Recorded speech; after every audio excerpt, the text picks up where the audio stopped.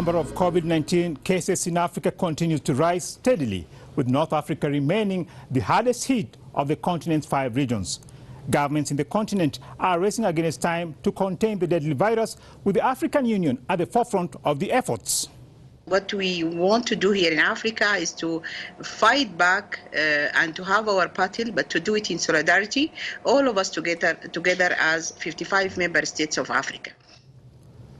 Hello and welcome to this edition of Africa Today, which will also focus on Africa's battle with COVID-19 pandemic. In this edition, we shall also look into the political situation in Malawi after the country's constitutional court delivered a landmark ruling that nullified last year's presidential elections and called for a new ballot. I'm your host, Mubarak Kenya.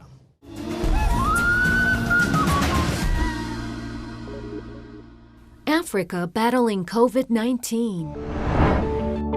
According to the Africa Centers for Disease Control and Prevention, Africa CDC, the number of COVID-19 cases in Africa continues to rise and thus burdening the continent's fragile health system. The African Union is also reviewing the social-economic impact of COVID-19 pandemic on the continent. Amira El Fadl, the African Union Commissioner for Social Affairs, elaborates. Because we need to negotiate not only the health impact of the impact of COVID-19 on health sector, but we need to discuss also the socio-economic impact of our economies.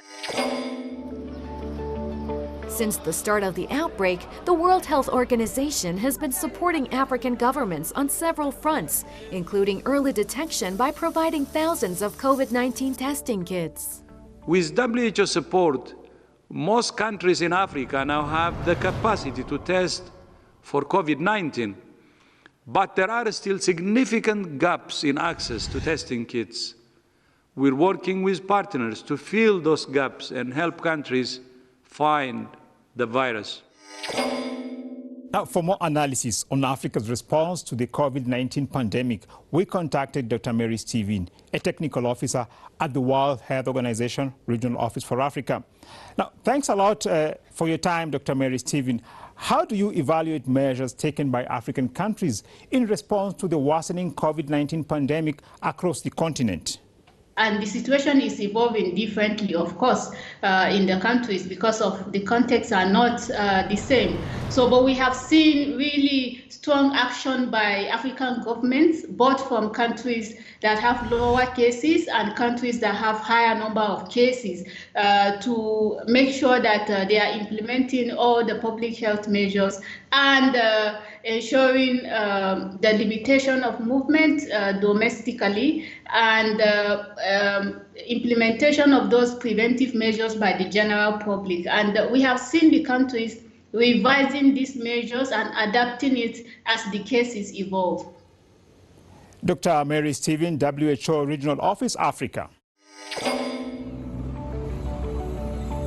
While African countries still have fewer COVID-19 cases compared to other parts of the world, but weaker healthcare systems continue to put the continent at greater risk. In a bid to mitigate the spread of the deadly virus, African countries have implemented lockdown measures and other restrictions. For the most vulnerable, it's a choice between food or risking infection. Be it South Africa's township residents who face hunger during severe lockdown, or those living in Kenyan slums risking contracting the disease in order to make money. This is not animals, this is hungry people. These people are looking just for food. Please, I don't think Ramaphosa is doing something good. Why not? Then we can rather die of coronavirus. Yes. While lockdowns can be successfully implemented in some parts of the world, how will this approach work in Africa, where many laborers rely on daily wages to survive? From the beginning of the outbreak, countries started just by screening, and they started increasing and implementing more stringent measures when the outbreak was evolving and they were beginning to report more number of cases. But the lockdown measures is different also in different countries. After the COVID-19 lockdown, some countries started distributing free food to vulnerable citizens. However, it remains to be seen if African governments will have funds to sustain these efforts in the long run. In Nigeria, the Lagos state government is trying to help vulnerable people by distributing food. They should bring more food now. Even if we see more food, we will still collect. Because people are still inside. Because this food they bring is not enough for everybody. They cannot go round. Lagos Agriculture Commissioner Bolahan Lawal elaborates on the food distribution program amid the COVID-19 pandemic. What is your advice to African governments on ways in which they can assist the most vulnerable persons amid these COVID-19 lockdowns? Our advice to government is to make sure that they take into consideration the poor living in the communities and have some measures already in place that will cushion some of the economic impact of this outbreak on the vulnerable and poor population. So measures like we are seeing some countries doing food distribution, some countries doing cash transfers to the poor, and we need that to be done effectively to cushion the socio-economic impact of this lockdown on the very poor and vulnerable population. Social distancing is being touted across the world as the only way to break the cycle of COVID-19 transmission. However, this approach is proving to be a big challenge in African cities and towns, where millions live in slums or crowded neighborhoods and refugee camps. The rise of coronavirus in Africa's war-torn Sahel has sparked fears for hundreds of thousands of displaced people in the region, who are packed inside camps. In the Senu camp on the outskirts of Mali's capital Bamako, refugees are fearful about the possible effects of the virus. Considering the deplorable living conditions in most African slums and refugee camps, can social or physical distancing be effectively implemented? Implementation of these physical distancing measures might be a challenge. So we are calling on all countries to adapt these measures, to their context. So in a place where people are unable to physically distance, there are other things that they can do as well, like the issue of providing them water. We do that during cholera outbreak, for instance, in communities where there are no potable water. So water trucking is done to provide water to people, and provision, of course, of distribution of soap and or hand sanitizers to help people with some of those preventive measures if they cannot effectively implement the physical distancing measures. Meanwhile, Kenyan President Uhuru Kenyatta has dismissed reports claiming that scientists from Britain will test a vaccine for the COVID-19 in the East African country. The remarks came after a senior BBC journalist said that British scientists could start their trials in Kenya if the tests in the UK don't get the expected results. Some 26,148 workers, and eventually grow to over 100,000 young people across the country. The suggestion by the BBC medical correspondent annoyed Kenyans, and their anger prompted the country's president to reject reports of any planned vaccine test by British scientists. On a lighter note, it's quite a challenge for many adults to understand the implications of the COVID-19, and it is even more difficult for children to comprehend why they can't visit their friends or play outside. Now, to solve this problem, a Nigerian filmmaker, Niyi Akinmolayan, has created a 90-second animation to help youngsters understand why they have to stay at home after schools were shut. The animation tells the story of two siblings, Habib and Funky. Habib gets tired of staying at home and decides to sneak out to play soccer. His older sister Funky warns him not to go out, but he insists, only to be confronted by a monster. You're just making it up. No, I'm not. Yes, you are. See for yourself.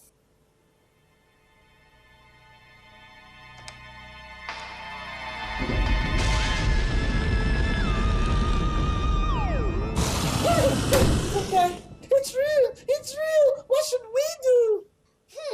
The wash our hands with soap and water so we can prevent it from spreading. Boo! Stay home, stay safe from all of us.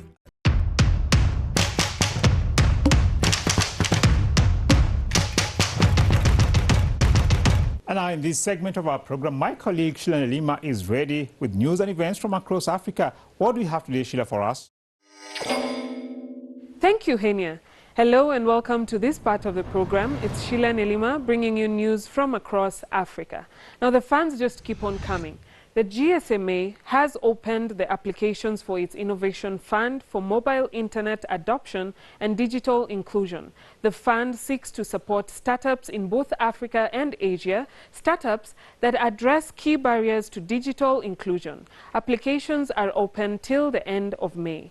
Now on to nature thriving during these COVID-19 times. The Victoria Falls have recorded their highest flow in 10 years. The falls that had fed climate change fears having been reduced to a trickle following a dry spell just months ago is now thundering down in all its glory. Now Madagascar is on the spotlight. President Andry Rajoelina launched and enforced a herbal remedy in fighting off the coronavirus. The herbal remedy was developed by Malagasy Institute of Applied Research and contains Artemisia, a herb found and used in the island for the treatment of malaria. Currently, the remedy is being used as a preventative measure. However, it has also proven curative. Now, not all is lost. Tanzania's Horticulture Association struck an innovative deal with Ethiopian Airlines to transport its fresh produce to the European market. The flights are set for thrice a week, a move that will help secure the jobs of farm workers in Tanzania. Now on to politics. President Magufuli of Tanzania made a statement urging World Bank and the international members to write off debts to African countries instead of offering loans. He emphasized that these debts took large amounts of money from Africa that would otherwise be used in the fight against COVID-19. Now finally, the season of Ramadan is with us. In Africa, this holy month of prayer and fasting marks a celebration of togetherness for both Muslim and non-Muslim alike and displays an array of cultural practices. Just to name a few, Morocco's Nafars, the town criers, who mark the start of dawn with their melodious horns to wake people up for suhoor. South Africa's moon watchers, famously maan kijkers, who stand along Cape Town's sea point in search of the new moon on a clear crystal night to mark the beginning and end of Ramadan. Egypt's Fanous, where colorful lanterns are lit in the streets as a symbol of unity and joy throughout the holy month. What practices do your community observe during this blessed month of Ramadan? Visit our social media pages and interact with us. Give us your views and comments on the program. Do stay tuned. We will be back soon.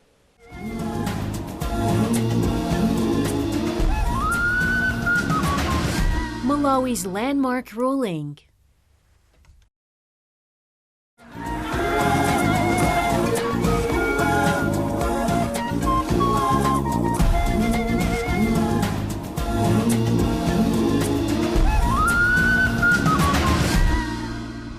Early February, the Constitutional Court in Malawi delivered a landmark ruling that nullified last year's elections and called for a new ballot within 150 days.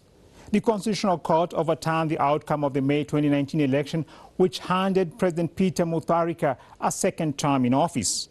The court said that the poll results were fraught with widespread irregularities. The ruling was a major victory for defeated presidential candidates. We are happy. This is what we were looking for, justice, and we'll do our best to follow the directions that the court has made. The president of Malawi, Peter Mutharika, meanwhile, rejected the Constitutional Court's nullification of his victory, insisting that local and international observers declared the election as peaceful and credible. On 21st May 2019, we went to an election at which I was declared the winner. At that time, all local and international observers agreed that we had a peaceful, free, fair, and credible election. And now to further analyze the political situation in Malawi, we contacted Joseph Ochieno, a London-based African affairs analyst. Now, what's your take on the nullification of the presidential election in Malawi, and will it consolidate democracy in the country?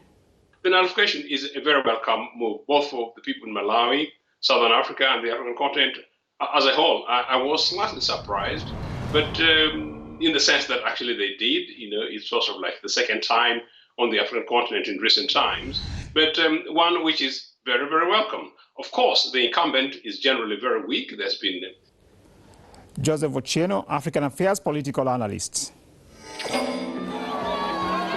Political tensions continue to escalate in Malawi following the disputed presidential elections. The situation has worsened during this period of the COVID-19 pandemic after nurses went on strike across the country over poor working conditions.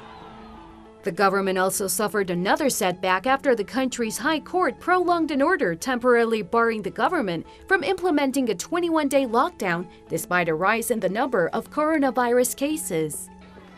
Activists argued that the government had failed to announce any measures to cushion the poor and vulnerable. We think a lockdown is important because it's proved elsewhere that it can stop or reduce the spread of the coronavirus that causes COVID-19. Our message, though, and our worry is that government should not rush into effecting a lockdown without making sure that it has put in place measures that would cushion the vulnerable. Social and political tensions in Malawi continue to be high. Will this judgment inflame them further? possibly too early, perhaps, as it happens with the coronavirus.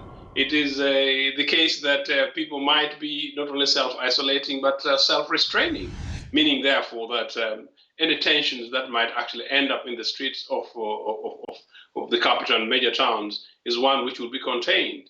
But generally, before this election, the electoral processes, there are already substantial divisions in the political class within Malawi. And while you would argue that perhaps it's possible that this might actually increase tension, you could also argue that had the outcome been the other way around, it is much more likely that perhaps we would have seen much more instability in that country. Due to the worsening economic situation in Malawi following the COVID-19 pandemic, the World Bank approved $7 million in immediate funding to support Malawi's response to the global pandemic. Meanwhile, the Malawi Election Commission says the fresh election is to cost about $60 million. The chairperson of the Malawi Electoral Commission, Jane Ansah, says they need assistance from external donors to fund a rerun of the presidential election as ordered by the country's constitutional court. Even to have the tripartite elections, we also look up to development partners to help us. And whether the development partners will assist in a runoff, well, I don't know. The economy in Malawi has been battered by months of unrest and protest, and the coronavirus has made matters worse. Can the country finance another election? There is no amount of money that should not really be thrown into elections. So there's no reason why Malawi doesn't finance this electoral process, particularly if they know that it is part of the process of building democracy, because it's these democratic processes that is actually going to give the confidence necessary for the Malawian economy to rebound, to create an enabling environment in which the people of Malawi can, refocus on rebuilding their rather weak and has been a fairly weak economy in a long time to be able to rebound. There's no reason why it doesn't. One particularly interesting aspect of the Malawian court's ruling was the frequent reference to the famous Kenyan ruling. In 2017, the Kenyan Supreme Court also overturned the country's presidential election, citing irregularities. President Uhuru Kenyatta won the fresh election. That the presidential election held on 8th August 2017 was not conducted in accordance with the Constitution under the applicable law, rendering the declared results invalid, null, and void.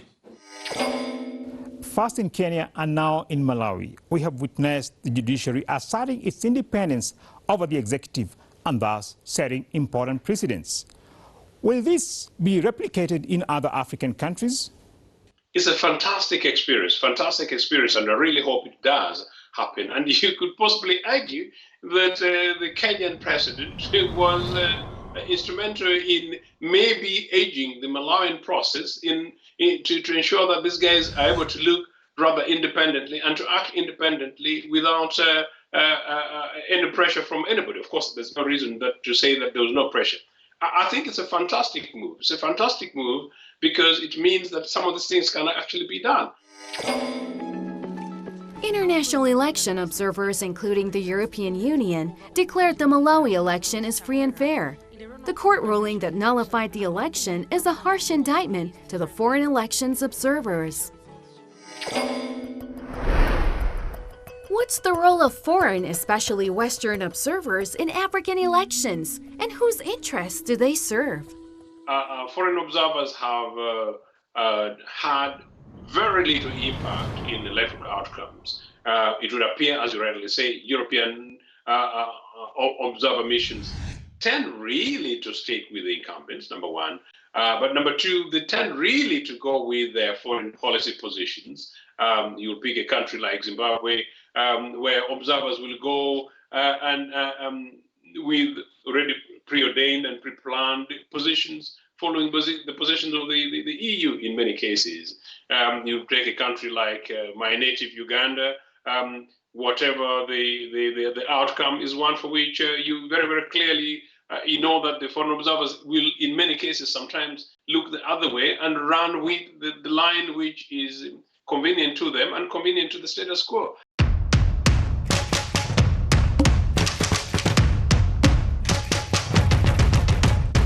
Welcome back. In this segment, we are going to delve into our social media activities.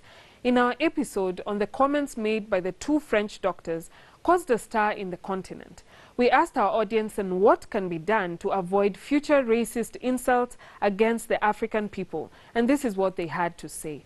On Twitter, Nasimiu Wafula stated, "There is nothing like a forced apology. That is just saying sorry for the sake of it. So definitely, no. Racists are just bullies, intimidated by the beauty and the riches of Africa. Ignore these racists, empower ourselves, and stop selling ourselves short." Rose Alvaro stated that Western Europe and USA are dangerous to mankind. In the last 500 years, they brought horrible conditions. They invaded helpless peoples and enslaved helpless peoples, cut their arms, mined their assets. They brought wars, disasters, conflicts, diseases, horror. That's a strong statement. In Instagram, Glynis Maina stated that the thought that they want to test samples on Africans is insane, given that the continent has the least cases. It just shows how they see us as second-class citizens. Well, that's all for you today. Again, visit our social media pages and interact with us. Every comment and view is highly valued. Thank you for watching. Goodbye for now. And that wraps it up for this edition of Africa Today. Thanks a lot for staying with us, and tune in next time for more updates from Africa, the rising continent. From me, Mubarak Kenya, and my team, it's goodbye for now.